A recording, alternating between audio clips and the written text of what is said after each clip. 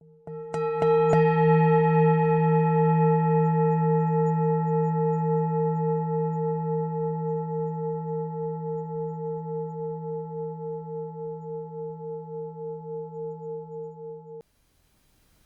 and welcome.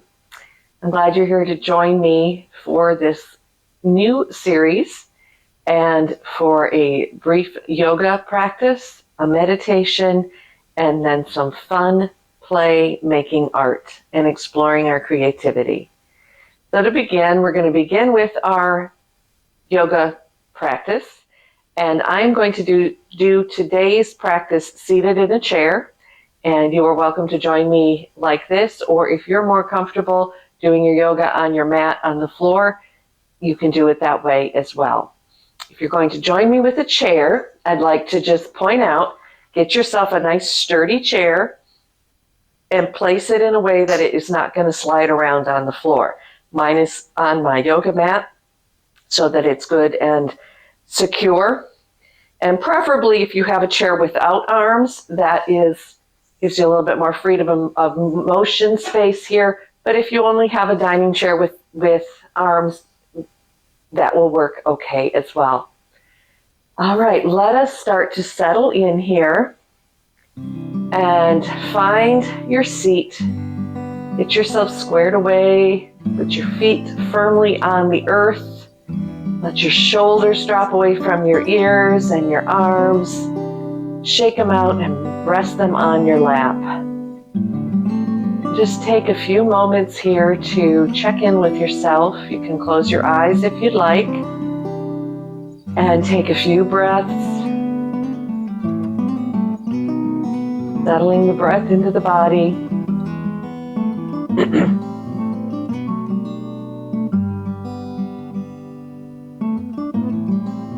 Check in just to notice how your body feels, how your energy levels feel, and where you are to begin with.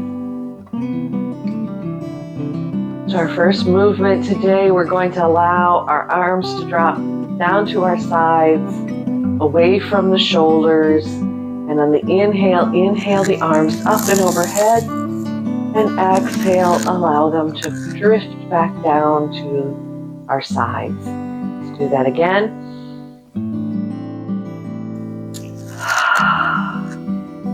Three more.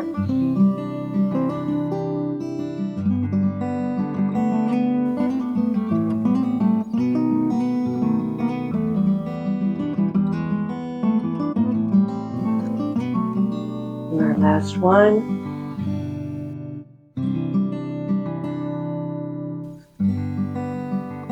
Continuing to loosen up the upper body and the neck and shoulders. Let's draw those shoulders all the way up to our earlobes. Inhale and hold and release. Do that again. Inhale and release. 3 more times.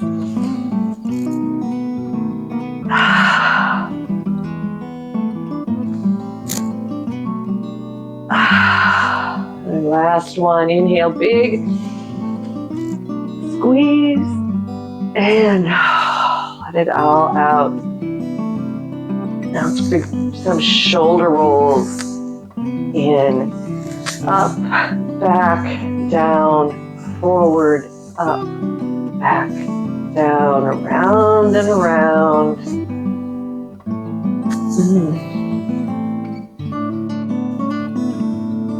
And reverse the roll.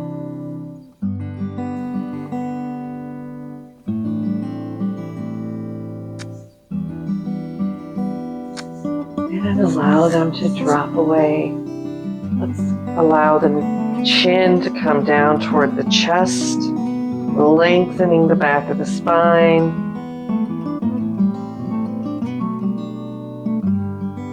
And then roll the ear toward the shoulder. Roll back down through the center. And the other ear, other shoulder. And continue back and forth at whatever pace feels good for you. allowing yourself to stop and linger and let those threads unravel. If you have any tight spots along the way. One more, side to side. This side and back. Side and back to center. Lift the chin. Here we go. I'm going to turn my chair, but you can stay right where you are. I'm going to sit toward the front of my chair, but make sure I'm still good and supported here. Hands on the knees. We're going to do some cat-cows. So inhale, bring the chin up and the chest forward. Exhale, round the spine, tuck the chin, draw the belly in. Inhale forward. Exhale.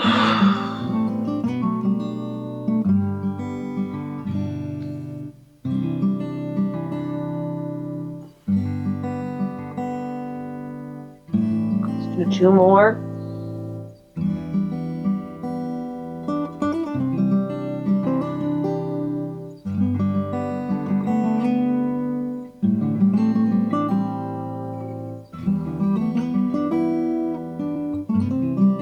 Come back to neutral.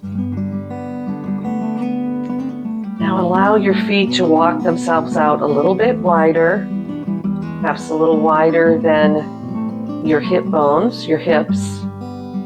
And lifting from the crown of the head, letting the spine get nice and long, and then hinging from the hips. We're going to come forward, let those hands slide down the lower leg, and let the head gently drop forward. Inhale, bring the hands back to the thighs and lift yourself up. Inhale, exhale, forward fold.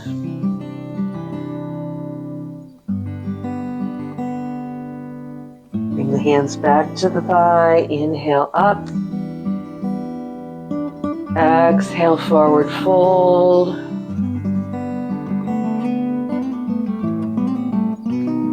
Inhale, coming up. This time we're going to come down and stay for a few breaths. Inhale, exhale, forward fold. Allow the head to dangle.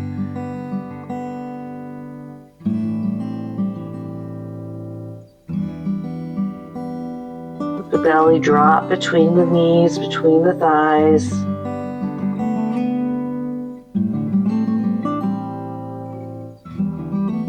Jaw relax.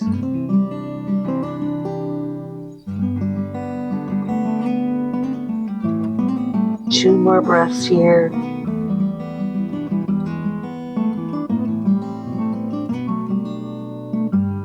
Bring the hands back to the legs. Use those to help lift your body.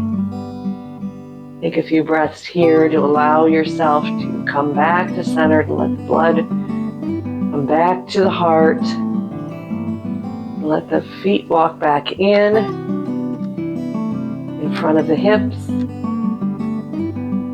Now what we're going to do is to come to standing. So allow the hands to come down to the side. We're going to inhale, come up, arms overhead. Exhale, coming back down, finding that chair. If it's sturdy, it's not going to move. Inhale, exhale, back to seated. Let's do that 3 more times.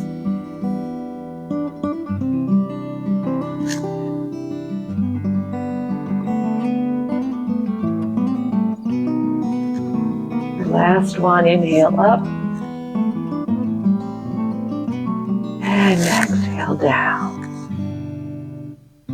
Coming back to center. Going to do some side stretches now. Allow this arm to hang down the side, or it can be on the lap or waist. Inhale, left arm up, reaching for the sky. lengthening the side of the body and coming over. Inhale, exhale back down. Inhale up, exhale over. Inhale up, exhale that arm down. Do that one more time.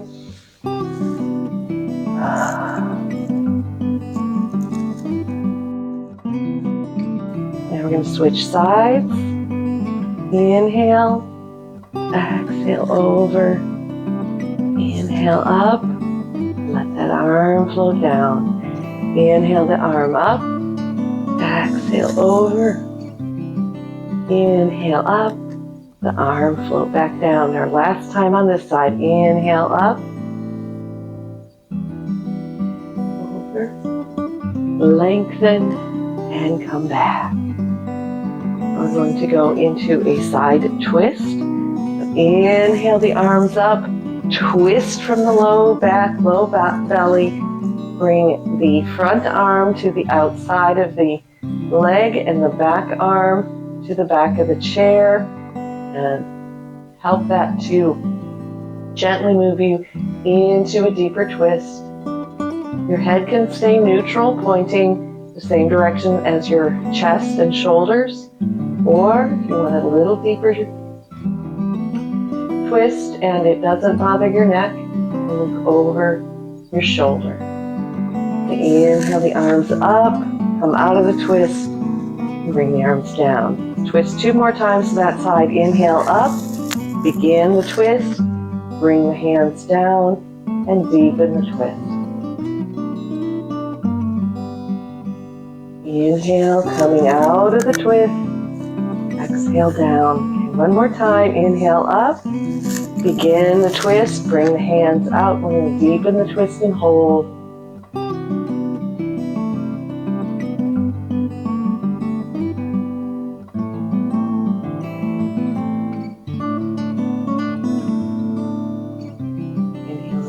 Back up, bring the body out of the twist and back to center. And twist the other direction the same way. Inhale, arms up, begin the twist, bring the hands down to assist, and continue the twist with the head if that feels comfortable.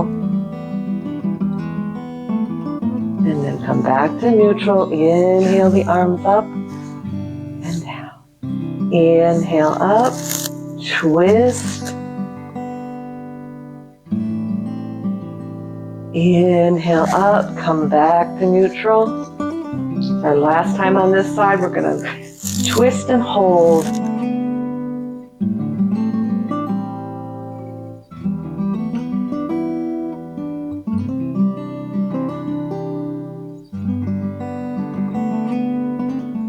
And to come out, bring the head back to neutral. Inhale and exhale. Okay, now bring the feet back toward each other and scoot yourself back on your chair. Allow the back of the chair to support your back. Oh, check back in with yourself. How are you feeling? At the end of this short practice, you feel as if some space has opened up in your body or in your spirit, in your energy. Any energy that felt stuck began to move a little bit. Feel a little more relaxed, a little more stress-free. Observe how you're feeling and observe without judgment. That concludes the yoga portion of today's practice. And now we're going to go into our meditation, and today's meditation is a guided meditation on the theme of Imbolc.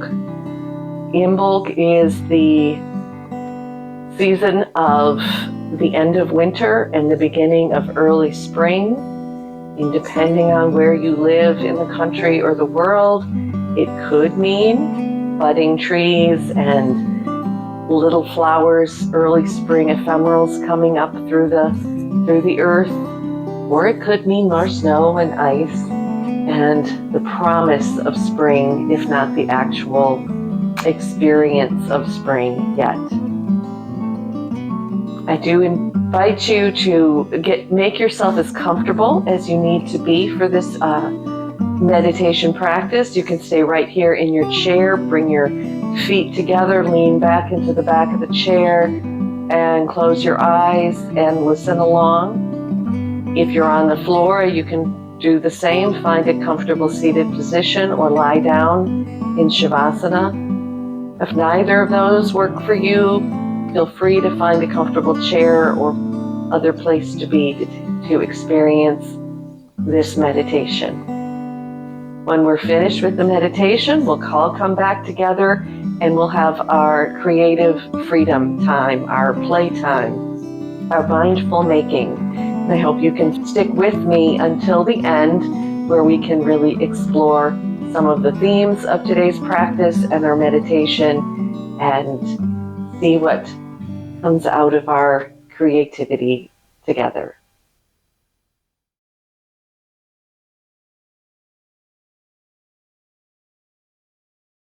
Imagine yourself asleep in a warm, dark space.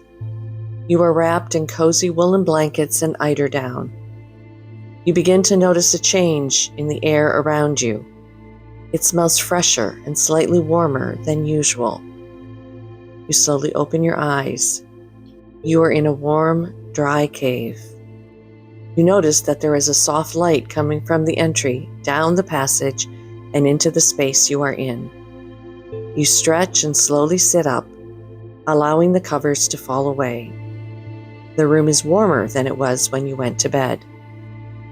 You begin to walk up the passageway toward the opening of the cave, the light becoming brighter and the air fresher with each step. At the opening of the cave, you notice that it is just past dawn. The sun has risen above the trees and you feel its gentle warmth against your face. At your feet, you see that the snow has begun to melt.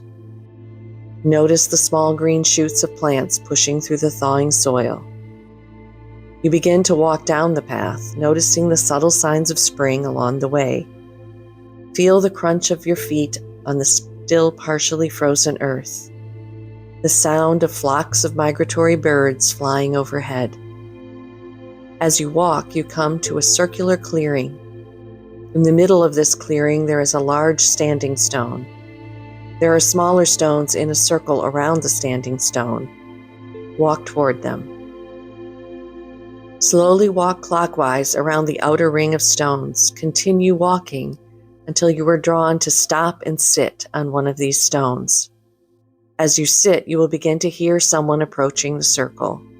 Look toward the sound. Walking toward you is a woman dressed in green. She is wrapped in a soft white shawl. She may be accompanied by some animals or birds. Her name is Brigid. She brings with her the promise of spring. She is a goddess of midwifery, fertility, and healing. Invite her to sit with you on the stone. Ask if she has any gifts or messages for you. If you have a particular area that needs healing, ask her if she can help you. She may offer to wrap you in her shawl that will surround you in her healing energy. Sit quietly and receive these messages or gifts. This may take some time.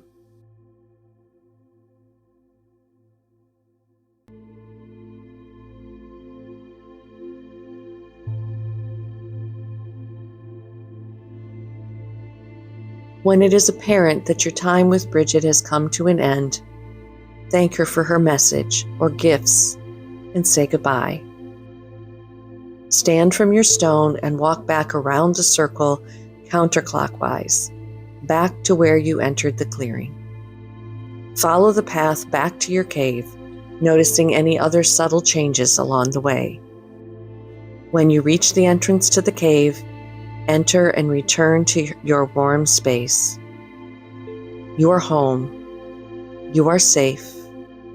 Take a deep breath and feel the earth beneath your feet. Place any gifts that you received in a special place of reverence and honor. This is the end of our meditation. Take a few moments to begin to reawaken. Begin to bring movement into your hands and feet. Slowly open your eyes. Rub your hands together. And beginning at the top of your head and moving down your arms, sides, and legs, gently pat or stroke your body, bringing awareness back into your physical.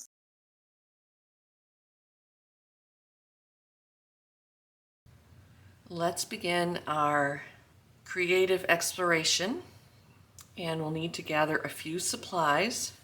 What I have done is I have a basket here full of random fabric scraps and bits and pieces inspired by the meditation. As my foundation piece, I'm going to start with this piece of felt, wool felt that I dyed a while back, and some random bits of fabric that the colors and textures are inspired by what came to me during the meditation. Mine are mainly in the colors that I see outside my door, outside my window this time of year. And so lots of little bits and pieces. Some white linen, mostly hand-dyed or batik type fabrics, but whatever you have, whatever visions came to you during the meditation will work. I have some little beads and also some random threads in colors that I liked, that was inspired. I also have some of my regular embroidery floss in some random colors. I also need a pair of scissors, maybe some little pins, and some sewing or embroidery needles. I've recently discovered these tulip needles recommended by another embroidery YouTuber, and I really like these. I ordered these this winter. They're just a really nice quality needle. Normally I just grab whatever I have in my needle case, but I've started using these and I really, really enjoy them. So I'm going to get one of these out. I also really just love the packaging that they come in with little tubes. Keeps them neat and organized. They actually come in these really nice packaging when they come from to begin with. So I'm going to get an embroidery needle out. I also have my pin cushion here just to hold everything so I don't lose it. Okay, I'm going to set my scraps aside and begin here. I was going to do this smaller than this size, but then I got digging through my scraps and found this piece and thought it was perfect for what we're doing today, what I'm doing today. And as I said before in the introduction video that posted a couple weeks ago, you don't have to use fiber and floss and fabric. You could watercolor paint, collage, whatever your medium of choice is. Maybe in future weeks I will explore that. And I also want to reiterate that this is more about the process than the product when we're done. It doesn't have to be a picture, it doesn't have to be anything when it's done. So let's begin. I like to start, I like this fabric, so I'm just kind of just start laying some bits out. See, I think I'm going to rip some of my fabric, so if the sound of ripping fabric bothers you, just a little warning. Just start kind of placing things.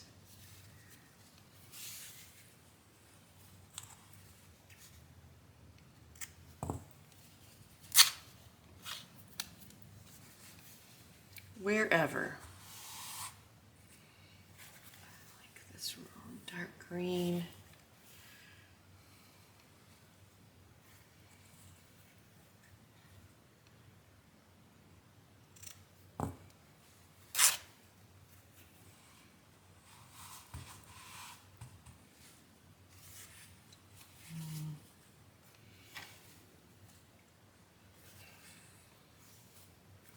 What else do I have in here? Kind of looks like snow. Giving way to the green. Just kind of toss them on here and see what happens. Can always move them around.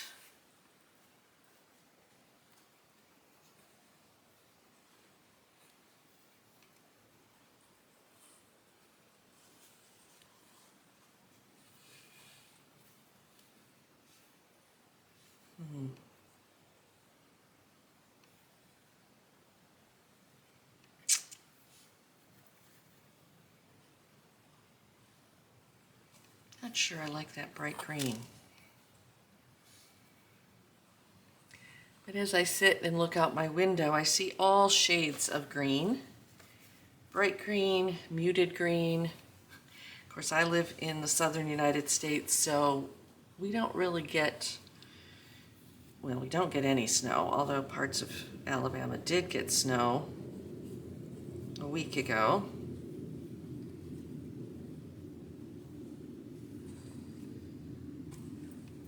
But not down here where I am.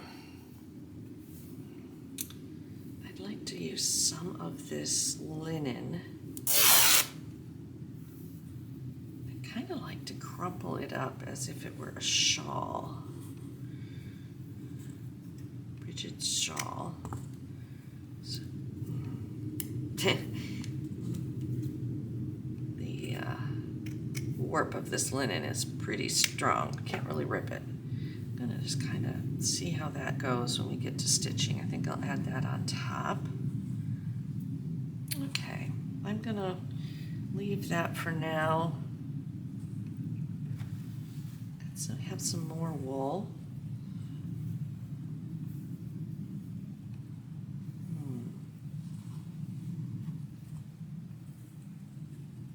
Kind of like that little bit of pinked edge there. Side, this here. A little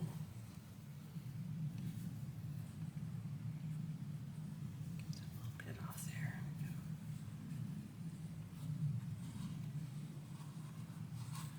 A little bit of cat hair. It's kind of to be expected. If it's not the cat's hair, it's my hair that I'm finding. Okay, I'm going to start there and see where it takes me from there. I may add, I may take away. Excuse me. You can pin these on, you can baste them on, whatever works best for you. I think I'm gonna baste. And I have just a little bit of off-white thread here, which means I'm going to also need a sewing needle. I'll just use my embroidery needle.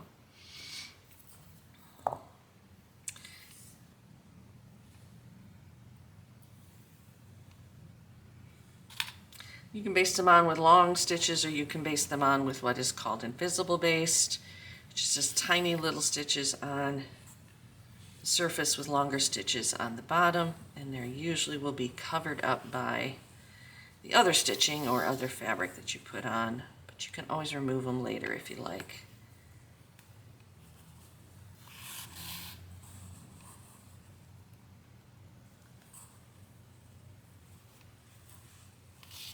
Oops, I threaded my needle.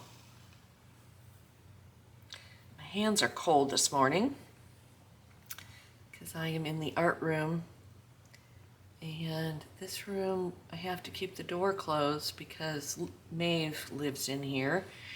And she's still not quite getting along with the other cats, and so the heat from the rest of the house doesn't come in here overnight.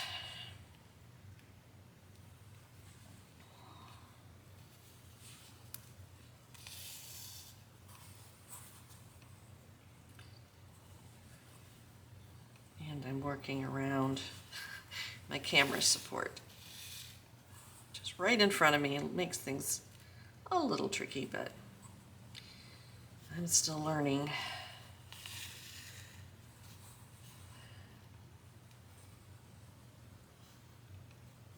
But you're never too old to learn a new skill, right? So should we talk a little bit about what perhaps we discovered for ourselves during our meditation? Were you given a gift from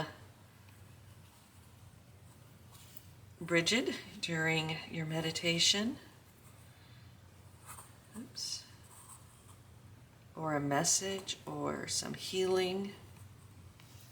Brigid is one of my favorite goddesses to work with, mainly probably because I grew up in the cold, wet, dreary this time of year, Midwest.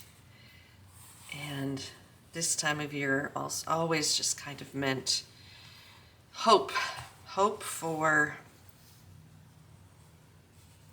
the incoming spring. A little more thread. And I just remember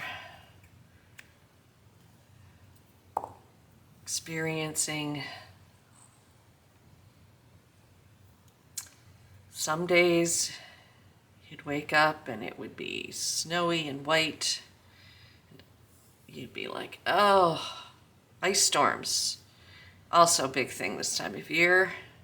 If you live where you get real winter weather.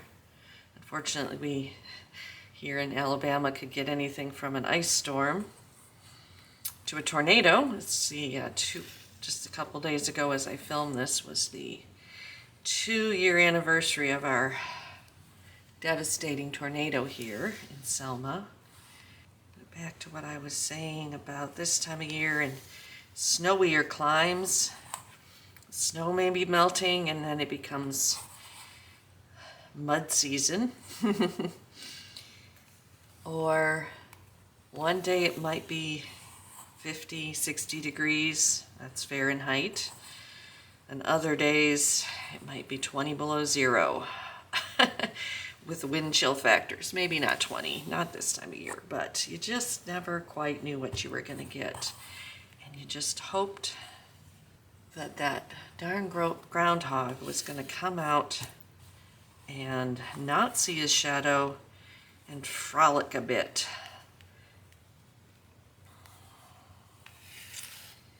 Or in Celtic mythology, that the Cailleach was going to come out of her cabin and see that she didn't need to hold on any longer and she could go back in for her time. Her time was up. It was time for Brigid to come across the land and bring spring. This green one a little bit better here. And I think that's pretty good. Nothing's gonna move on me. And as I said, you can always add a little something more. Actually, I kind of like that one there.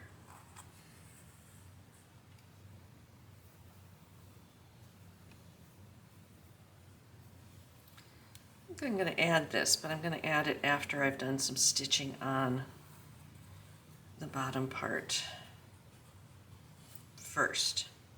So set that aside. Okay, let's begin with just some neutral, I think, something like this one. And a lot of these type are Valdani threads, and I really, really like these threads. They're just beautifully dyed, and here I'll show you my little collection. I would love to have 4 boxes of these, but you know, work with what I have. And I believe what I'm going to do here is just do some, well, to start with, I'm just going to anchor this piece with some straight stitching.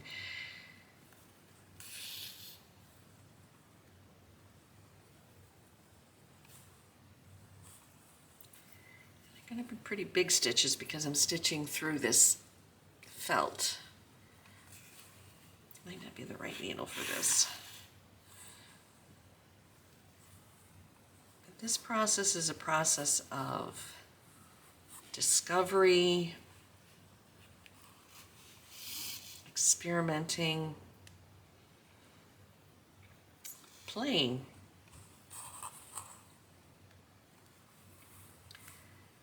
And as I said, this piece may or may not become something I want to display, something I want to work into a different piece.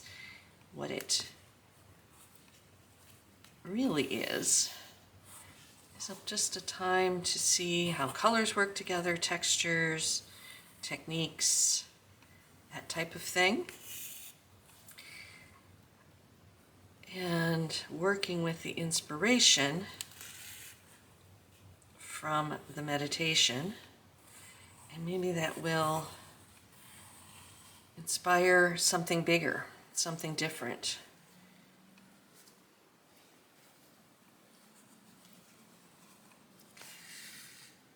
Some of you may be journalers that like to journal, do art journals, make books. And this could be a page in that book. You could start something right now, the beginning of the year, with these meditations and these pieces, and make a little collection at the end to have at the end of the year. I think that's what I'm going to do.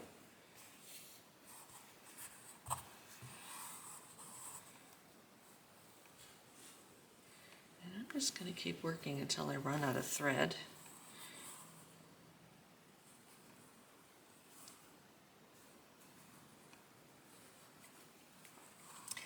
Today here we have a beautiful sunny day outside my window, which is always nice, but it's cold as a result. Well, as I like to say, it's Alabama cold. But I think people have the idea that the deep south never gets cold, and I can tell you now that I've lived here for a few years that it gets cold, and we're not really prepared for it all the time. These houses weren't built for cold weather. And I'm just going to turn my project and make a couple little stitches here in the back. Cut my thread.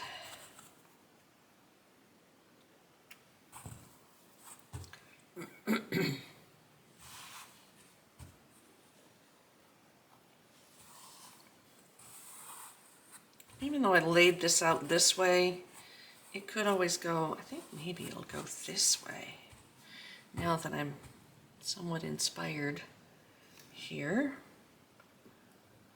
I have this really nice bright green pearl cotton, but I think it's too thick to go through this fabric really well. I'm going to move over here to my greens in my regular floss and pull out kind of a springy green. Maybe this one.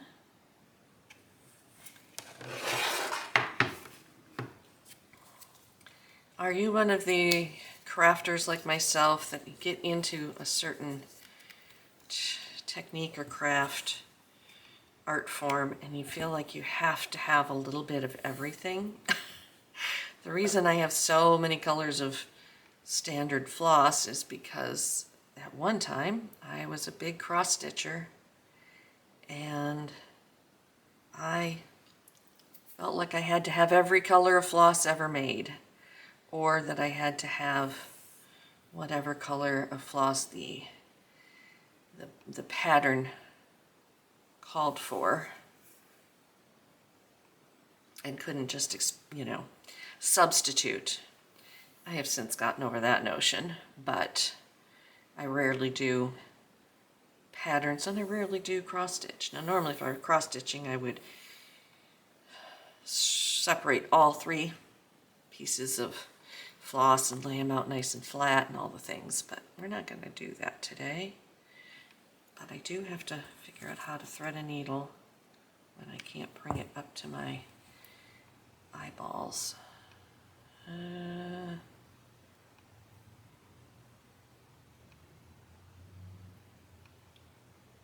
right, so I still got it.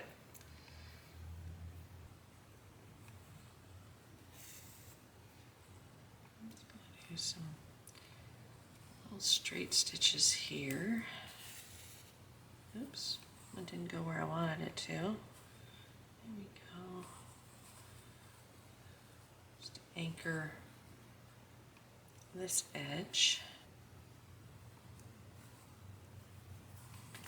Anchored that green piece a little bit better. We'll get it where we want it here.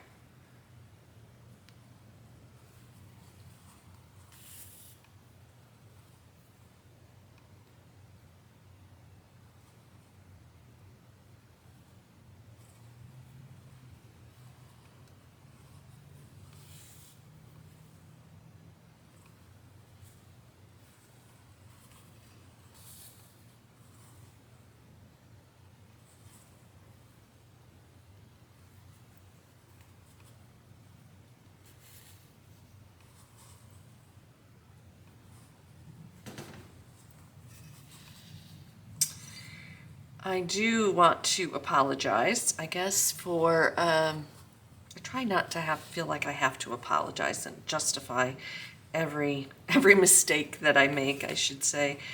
But in starting to edit the preceding parts of this video, I realized I had a little bit of a sound issue during the yoga section of my microphone.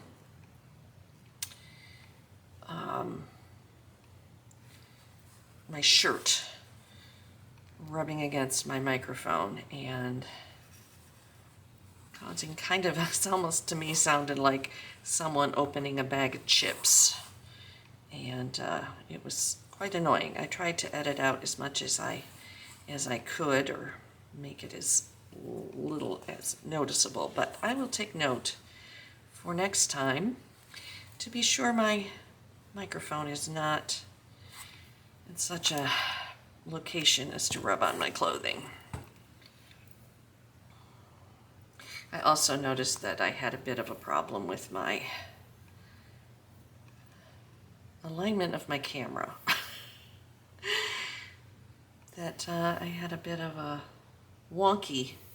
It's a bit wonky. It was a little skewed on an angle. But by that time, I had already recorded that series, I think, 4 times. And started to review it and start to think about editing it. And came back hours later and re-recorded it because I didn't like what I had. And it was already dark at that point, which actually might have made the lighting a little better, but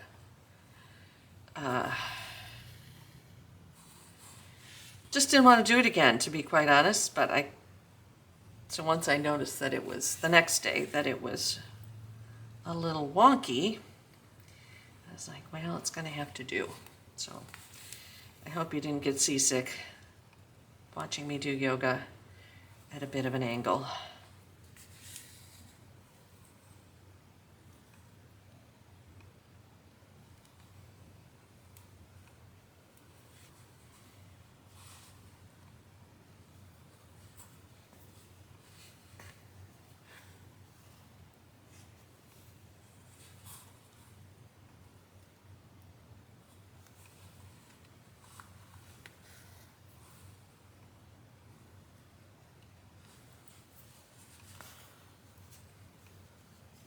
And who knows what difficulties and problems I'm going to find when I go to edit this, but hopefully this is working. Get rid of that tail because it keeps getting caught. Okay, a little bit of grass peeking up through the snow.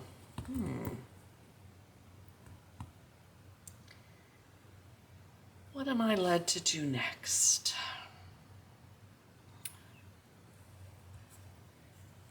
some of this dark brown.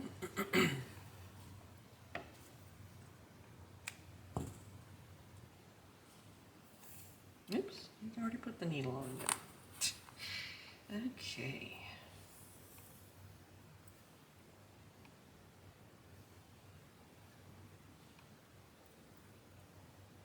For this little corner here.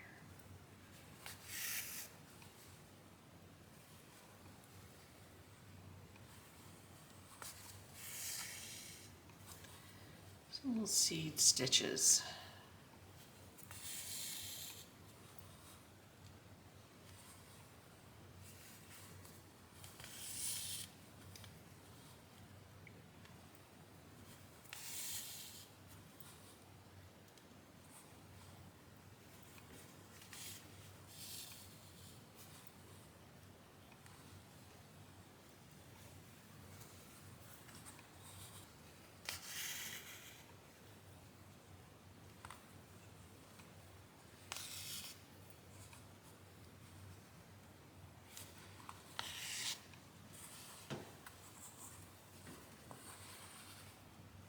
Here's a little video of Miss Maeve. She has decided that that heat vent right there is her new place to sleep because it's warm in here.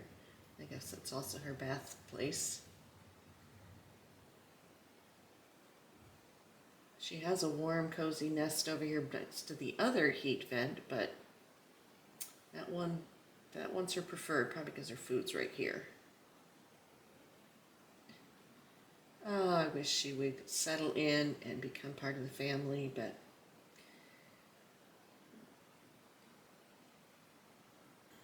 it is what it is.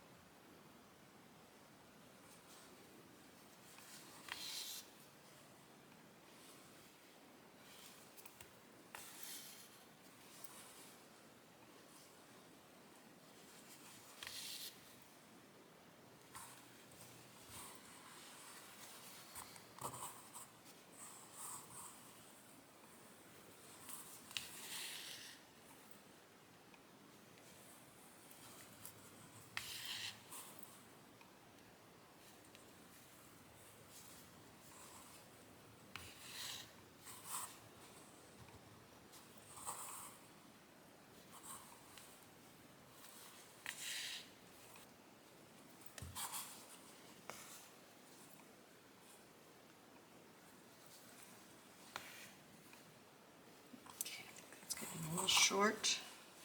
Let's come back here and back stitch a little bit.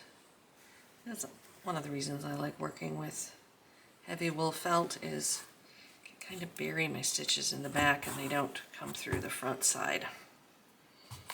Okay, where do we think we want next? Does this top need to be, well, let's work down here a little bit.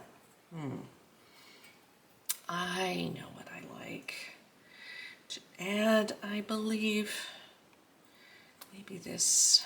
Did I already use that one or did I use this one? What else is in here?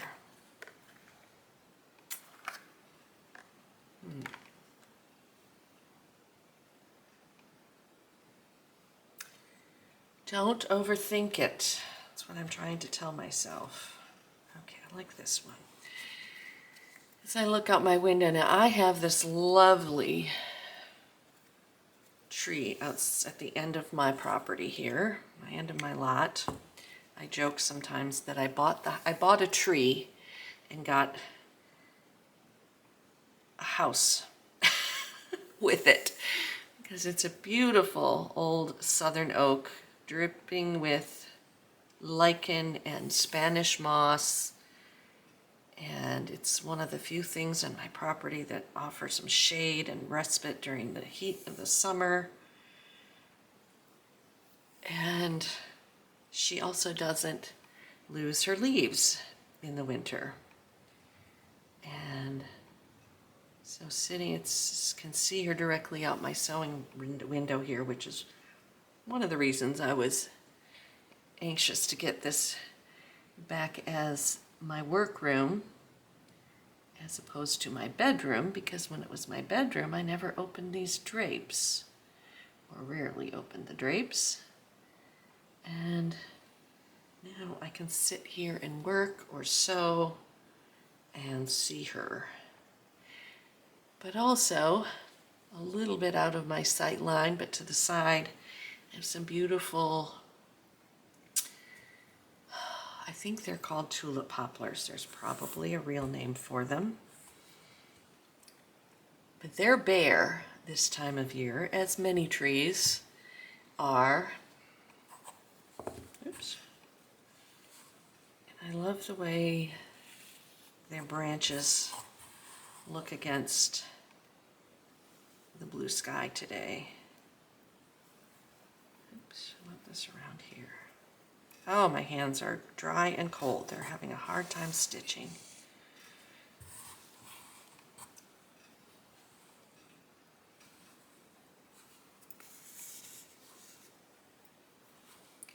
This is a feather stitch.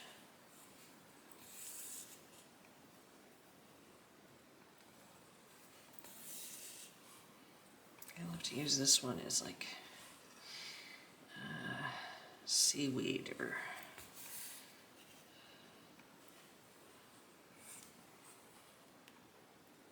that kind of thing.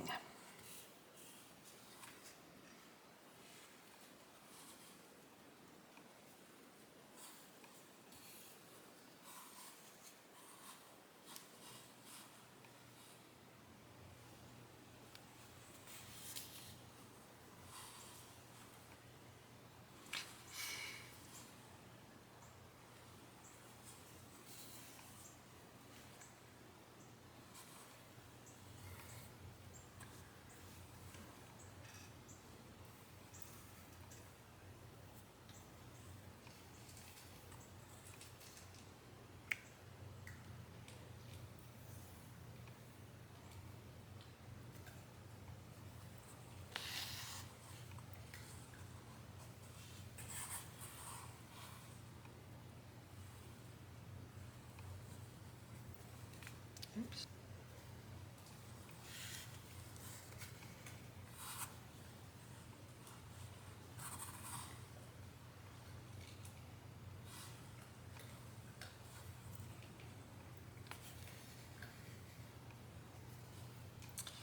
In addition to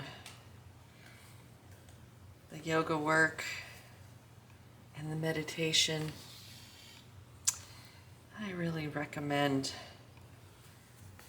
getting outside, taking a walk year round. I mean, obviously, if it's dangerously cold or dangerously hot, choose a time of day where the weather's a little more accommodating.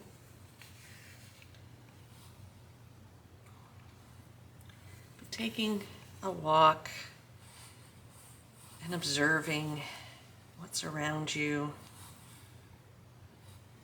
When my children were little, there was a forest preserve area near our house that was a wetland. Lots of migratory birds would come through. There was a little creek that ran through, and in the summer, it was near the elementary school. So in the warmer months of the year, teachers would take the kids over there on a field trip to get in the creek and catch crayfish and things. Crawdads. What are they called where you live? And when my girls were really little, before they were even in school, we would go over there. We made a practice of going over there about every 2 weeks or so and walking. And we did that for a whole year.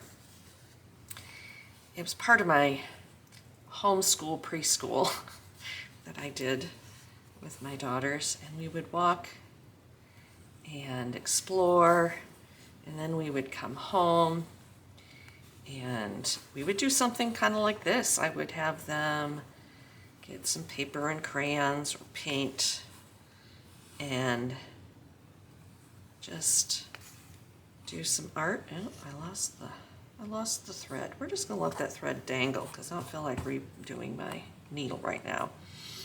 And it was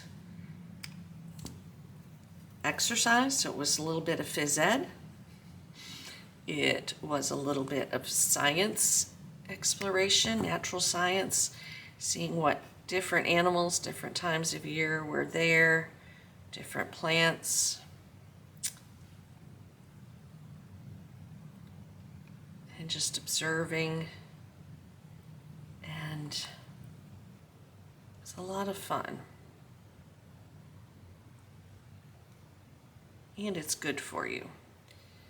Now, when my girls got a little older and they were in school, actually by the time they were in high school,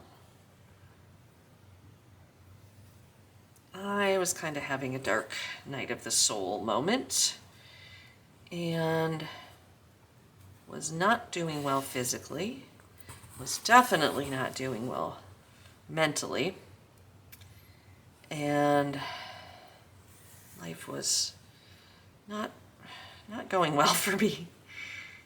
And I decided that I had to do something about it. So I would take my girls, drop them off at school, and come home, and depending on the weather, either lay out my yoga mat and do yoga. So sometimes, if all the yoga you can do is to roll out your mat and get in child's pose for 5 minutes, then that's all the yoga you need that day. And literally there were days that that's all I could do. And then I slowly worked up to doing some sun salutations and doing more yoga, which eventually led me to exploring yoga deeper and doing yoga teacher training. But on the days that wasn't quite so, the weather was nicer, I went back to those practices of taking a walk every morning. And I would stop quite often at that same forest preserve that was near my house, or many others. That part of Illinois is very nice to have lots of natural areas to go out and explore and walk. Usually, I would just walk in silence and let my mind wander and process, my body and mind process what was going on in my life elsewhere. I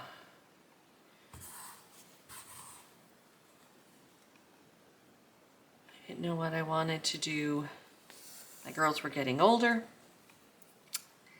I knew I was going to be in an empty nest soon. I didn't know what I was going to do with my so-called career. I had a college education, but I had not really done much with it after I had my daughters. And I had tried to start my own business 2008, 2009, and it didn't go so well. I ended up having a lot of debt at the end of it, as one does sometimes. And I was feeling very lonely and very unmoored adrift.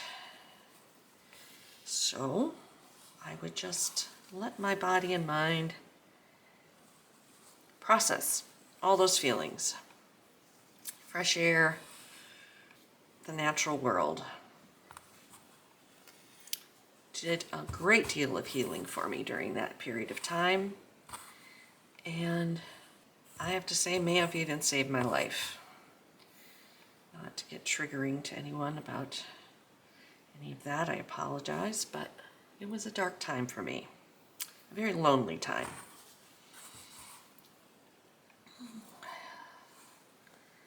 I have a little bit more. What do I want to do? I love it when I like to do it where the stitching kind of goes off the edge or overlaps itself. Anyway, back to my life story. Didn't know I was going to go there today. But I did spend a great deal of time outdoors, just walking, sometimes sitting. There's other areas where we lived was along a river area. We didn't live along, well, we originally lived where I could see the river from my house, our first house there, but we moved further out into the prairies. But there were, again, lots of natural areas along the river where I could walk and sometimes sit and watch the water flow by. I remember one year we had a number of polar vortexes, but one year the polar vortex was quite intense and the river froze solid, which it doesn't do very often. And I walked out across the river because I could see one side from the other, and you could take a bridge across the forest preserve, or across the river in this particular forest preserve. But instead of taking the bike bridge across this section of river, I decided to just walk across the ice. And also knew, because I was familiar with the area, that the deepest the ice would get, or the water would get in that part of the river, was maybe waist deep in the early spring when the snow melt. So I knew even if I broke through, I wasn't gonna drown, probably. I walked out across this water, frozen water, very frozen. I mean, I'm talking it had been well below freezing for weeks at this point. Anyhow, it was just fun to explore and walk across. I'm trying to do French nuts, I'm having a little struggle. Okay. This frozen river to the other side.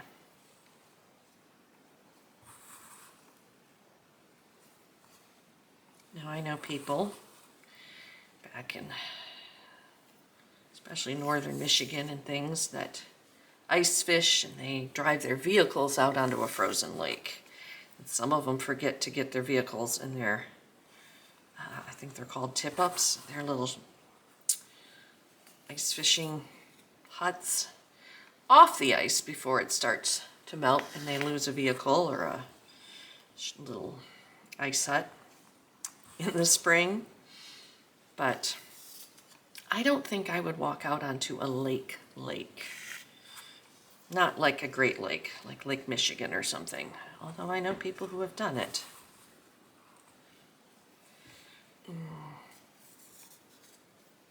And most of the ice that I see now this time of year where I am is in my cocktail glass on a Saturday evening, but I love the texture the French knots leave.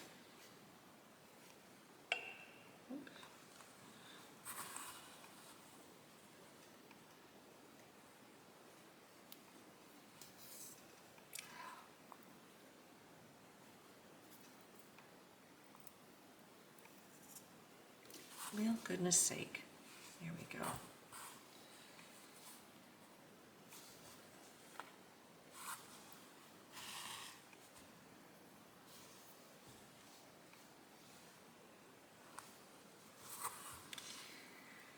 In the meditation, I mentioned that Brigid is a god. Some of her attributes as a Celtic goddess, not all of them, but some of them is that she is a goddess of midwifery and fertility. And as a crone, long past my fertile years,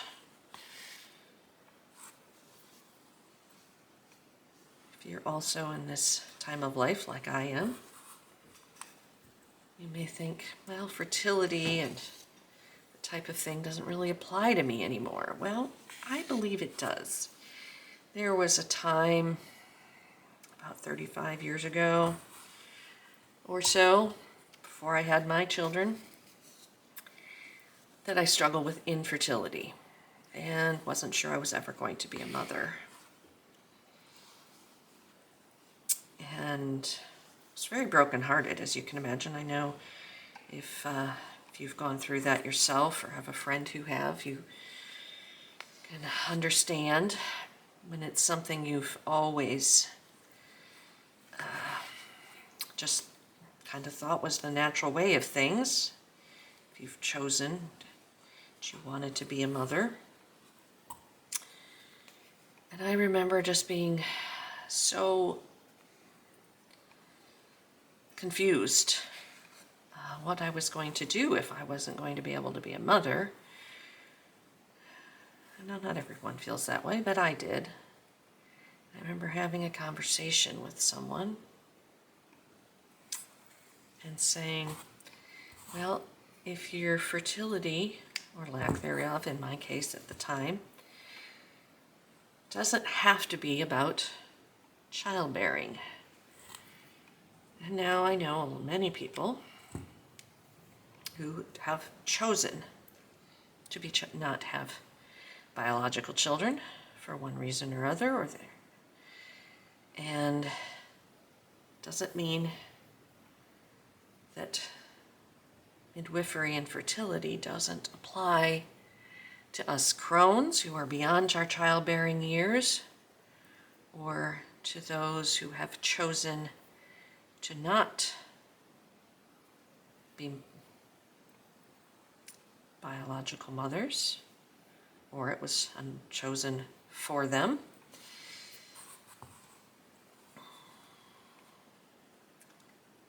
It could also mean, quite often, even as a mother, it has meant for me planting the seeds of something new that I want to grow. Be it a business, be it a garden, be it a piece of art, even my home as a place of creative expression. What do I want to bring forth into the world?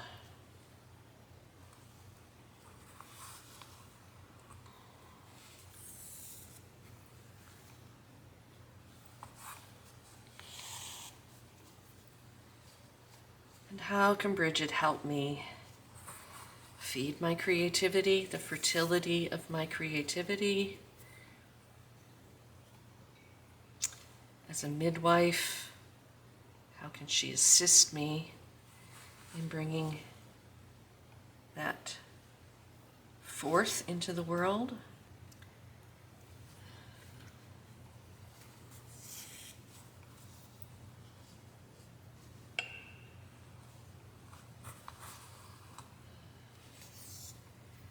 So maybe in your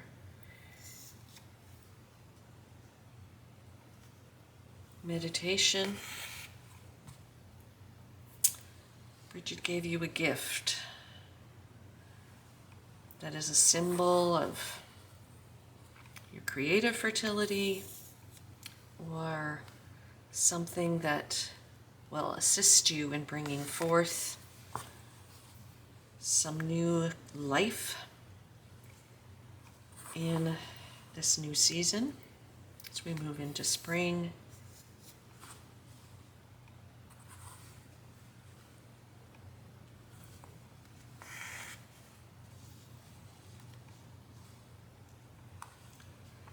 maybe deciding that you want to go back and go through the meditation again. And it's there for you at any time.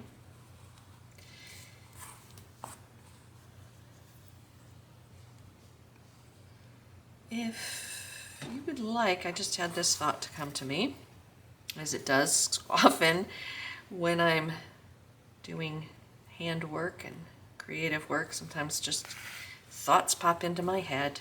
So, demand to be spoken. But I just had the thought that if anyone would like me to post somewhere the audio files of the meditations, that I could see if I could figure out how to do that. That might be something I have resisted for I don't know what reason. Starting like a Ko-fi account or a Patreon, just didn't feel like I had enough.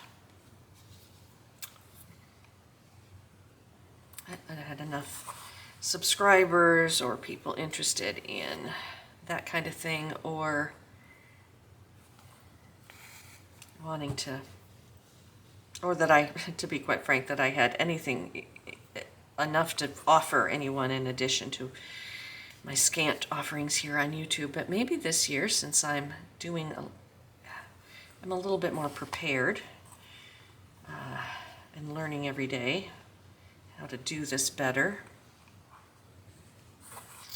that could be a possibility. So maybe if that's something you would like to see, maybe I could do that, and that would be where I could post just the straight audio files of the meditations for people.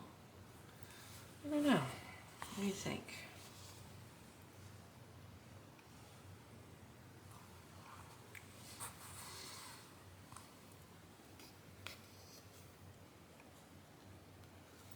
All right, see if I have enough thread here, floss here to do. I'd like to do 2 more. Because I'd like to anchor down here a little.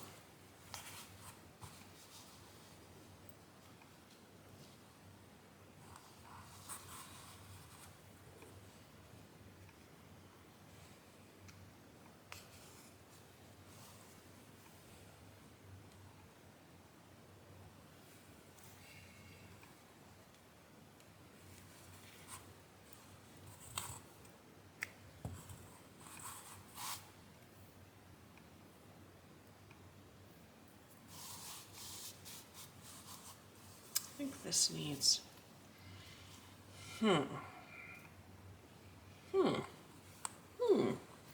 What do we think, folks? What does this need up in here, in these areas? Let's go back to our little, where's our, maybe this is still too big.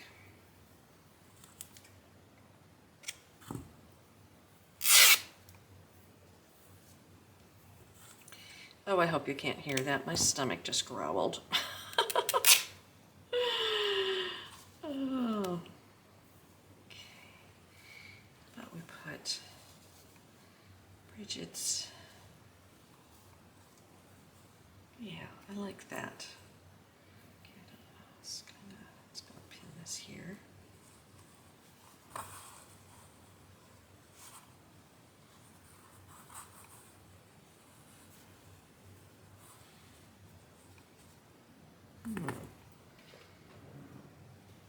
Now the question is, do I have white thread? I do. And the next question is, did my needle fit through these?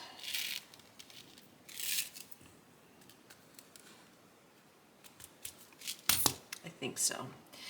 I kind of chose these particular beads because they had a larger hole.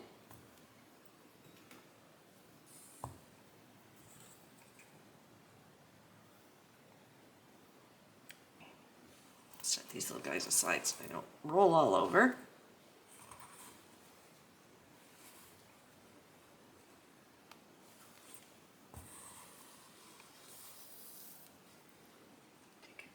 stitches right here just to anchor that.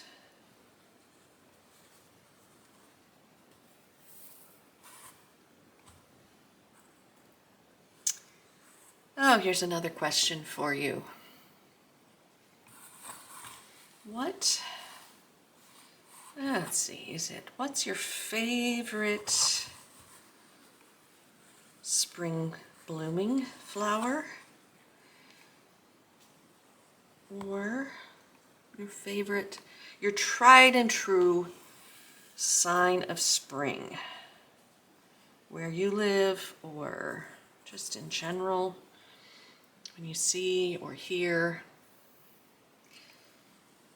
something, you say, oh yes, I now know spring is definitely on its way.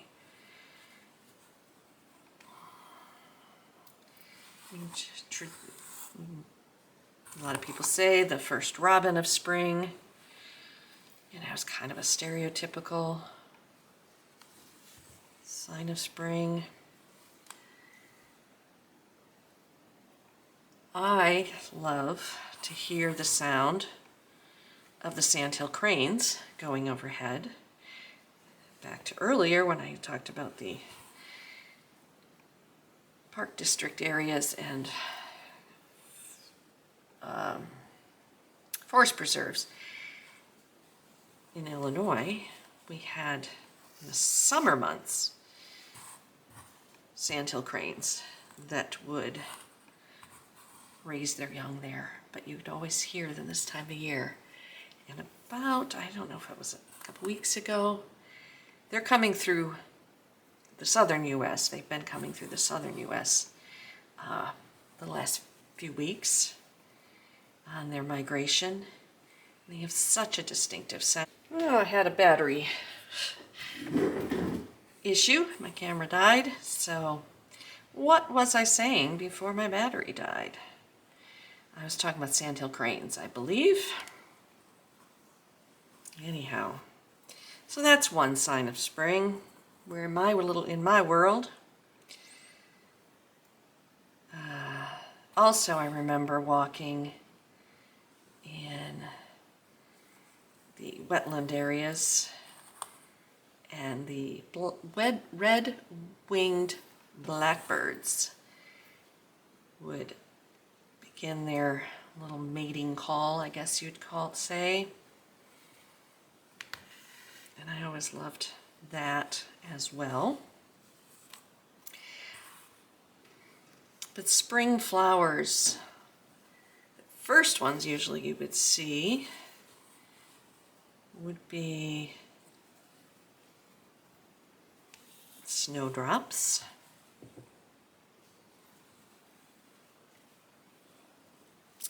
or crocus. I love crocus because that combination of purple and yellow, crocus and pansies. Favorite color combination of flowers for me. And of course later in the spring you get the beautiful bright colors of the tulips.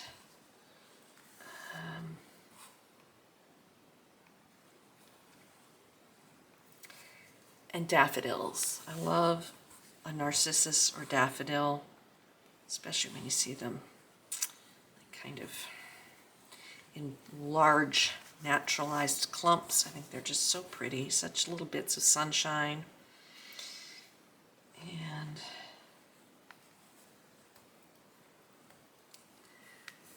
some areas, the bluebells.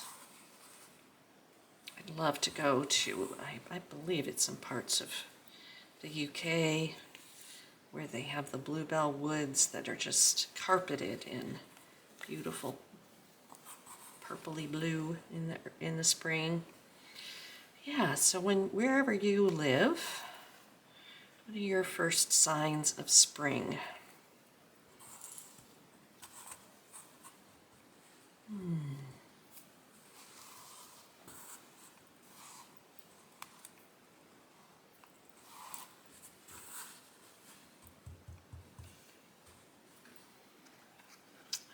this one. Yeah, that kind of brings all the colors together. Let's use that somewhere. I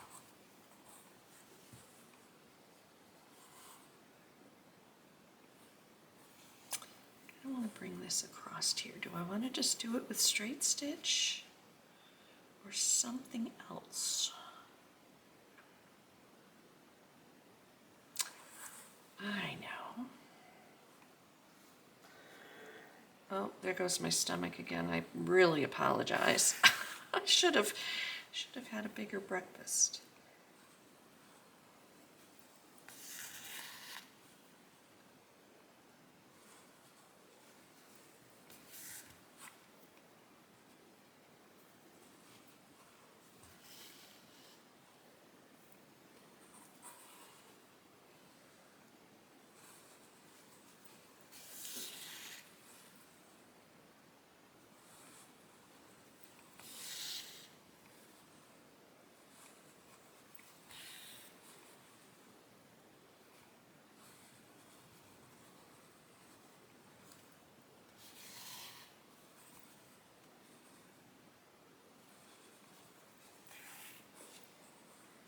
If you're not an embroiderer, it's a hard word for me to say, embroiderer.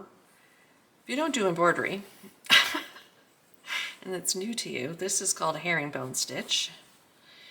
I really do not want these videos to become tutorials, but I do want to, I feel like I should maybe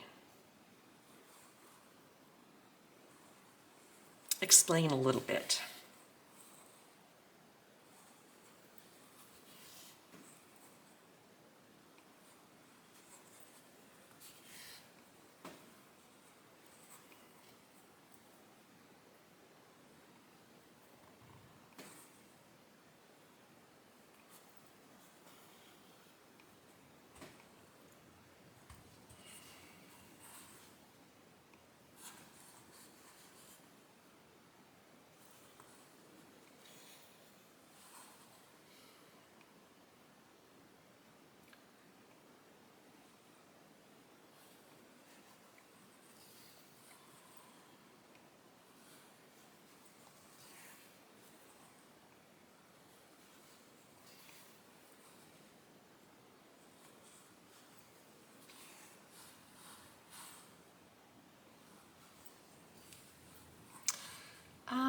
See, sometimes you just got to start putting the thread and needle, floss and needle into the fabric and just do what it tells you to do.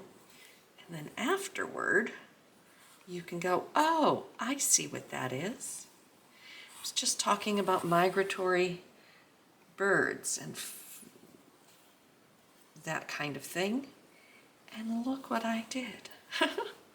These, to me, at the moment, are saying, are symbolizing, if I turn this back around this way, like V's of flying geese or sandhill cranes across the sky.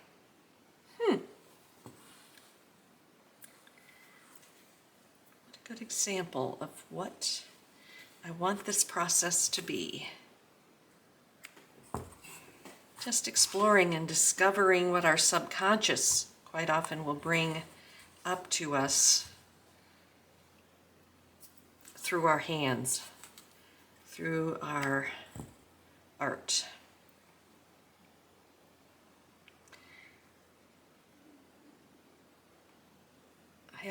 I've for years fantasized about being a writer, writing a novel.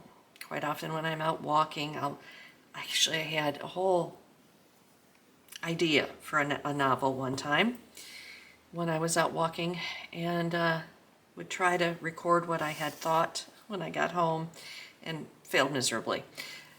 And I have read a number of books on writing, from the technical to the inspirational. Move that out of the way.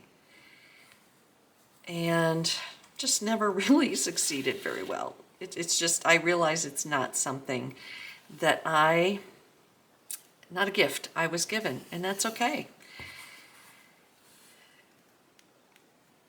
But I have also discovered through the process of stitching, and especially this slow stitching, that the story that I want to tell often come out in my fabric, in my stitching things together.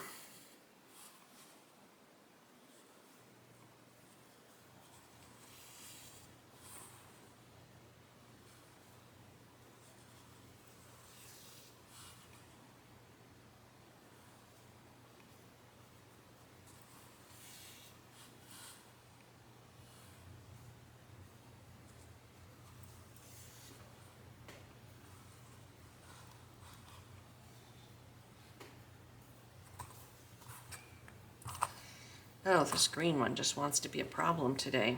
Okay, we'll let her move her back up there. See if I have enough thread to go back across the other way.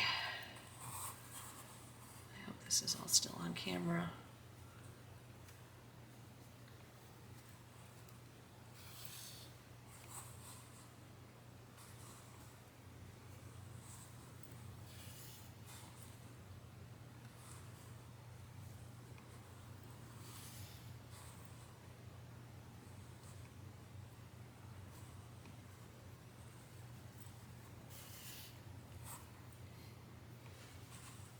I'm a bad one for letting my tail get caught in there. There we go.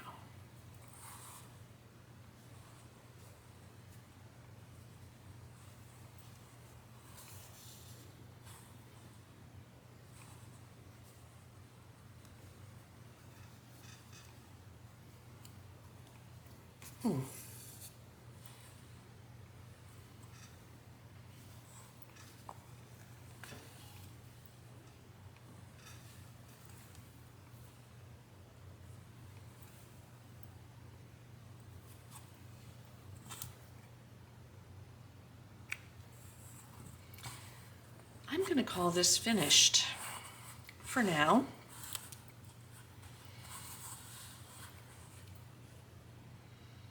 Yeah, we're going to call that finished. I hope you enjoyed this little process of creative discovery, personal discovery, seasonal discovery, and I'd love to see what you have come up with during your creative playtime. Any suggestions for future themes? Oh, before I go, I want to show you a little piece that I found. I pinned it up onto my pin board. One moment. This is a little piece that I found when I was digging through looking for stuff for today's project. And it's on some wool felt, and these are little, I think, French knots of like a woolly boucle, partially unspun. But this little ewe, and I made her, gosh, years and years and years ago, and I've never done anything with her. Look at her little eyes and her little face, all with thread. I think I thought I would put her on something, but never did. But this time of year, of course, Imbolc is in the milk is one of the translations of it. And it's the time where the ewes are heavy with their fertility and the lambs are about to be born or being born. So I thought she fit the theme of today's workings. So I thought I'd share her with you. And yeah. Maybe she can, well, she's not going to go on there, but put those together. A little Imbolc inspiration. Thank you so much for being with me today, and I hope you come back in 2 weeks. We are going to continue this series with a different theme. Thanks for being with me on my first foray into this new series, and I'm really looking forward to continuing it with you. Have a blessed Imbolc. Stay warm, Stay dry, stay safe. Love you lots. Take care.